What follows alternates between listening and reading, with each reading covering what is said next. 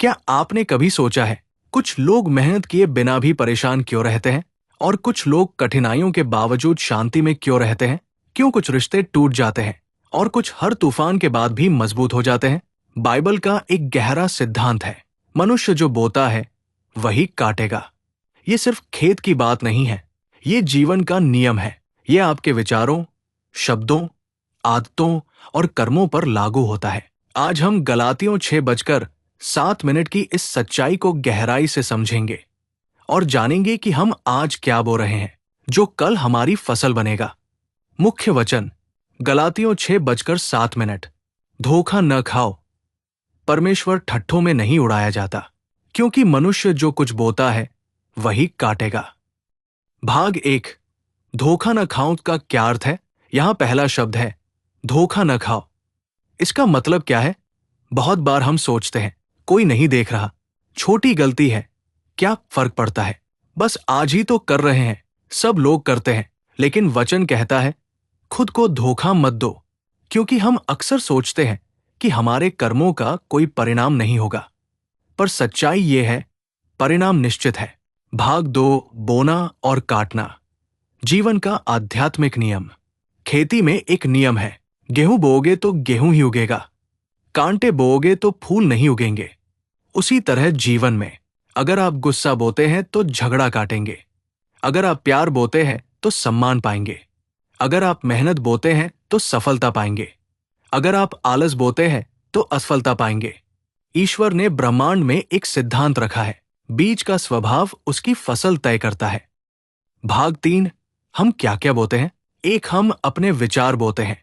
अगर मन में लगातार नकारात्मक सोच रहे हैं, डर, जलन, तुलना, तो धीरे धीरे जीवन भी वैसा ही बन जाता है। लेकिन अगर विश्वास, आशा और सकारात्मक सोच बोते हैं तो शांति और आत्मविश्वास की फसल मिलती है। 2, हम अपने शब्द बोते हैं। शब्द बीज की तरह, कठोर शब्द रिश्ते तोड़ देते हैं, प्रोत्साहन के शब्द किसी की जिंदगी बदल सकते हैं। आज जो शब्द आप बोल रहे हैं वही कल आपके पास लौट कर आएंगे। 3, हम अपनी आदतें बोते हैं। छोटी छोटी आदतें भविष्य बनाती है। रोज थोड़ा सा पढ़ना ज्ञान की फसल, रोज थोड़ा सा गुस्सा दूरी की फसल, रोज थोड़ा सा प्रार्थना आत्मिक बल की फसल। भाग 4, परमेश्वर ठट्ठों में नहीं उड़ाया जाता। इसका मतलब क्या है? ईश्वर को हम धोखा नहीं दे सकते। हम इंसानों को दिखावा कर सकते हैं, लेकिन परमेश्वर दिल को देखता है। अगर हम सोचते हैं कि मैं गलत करूंगा और कोई परिणाम नहीं होगा, तो ये आत्मधोखा है। ईश्वर न्यायी है, वो प्रेमी भी है, लेकिन न्याय के नियम भी अटल है। भाग 5, देर हो सकती है पर फसल आएगी। कभी कभी हमें लगता है मैं अच्छा कर रहा हूं, पर फल क्यों नहीं मिल रहा? याद रखिए, बीज बोने के तुरंत बाद फसल नहीं आती, समय लगता है। लेकिन अगर आपने अच्छा बोया है तो विश्वास रखें, सही समय पर अच्छी फसल जरूर आएगी। भाग 6, जीवन बदलने का अवसर। सबसे अच्छी बात क्या है? अगर आज तक हमने गलत बोया है तो आज से सही बोना शुरू कर सकते हैं। ईश्वर हमें नया आरंभ देता है। आज से अच्छे विचार बोइए, अच्छे शब्द बोलिए, सही आदतें अपनाइए, विश्वास बोइए और देखिए जीवन की फसल कैसे बदलती है। आज खुद से एक सवाल पूछिए, मैं अपने जीवन में क्या बो रहा हूं? क्या मैं शांति बो रहा हूं या तनाव? क्या मैं प्रेम बो रहा हूं या स्वार्थ? याद रखिए, आपका भविष्य आज के बीजों पर निर्भर है।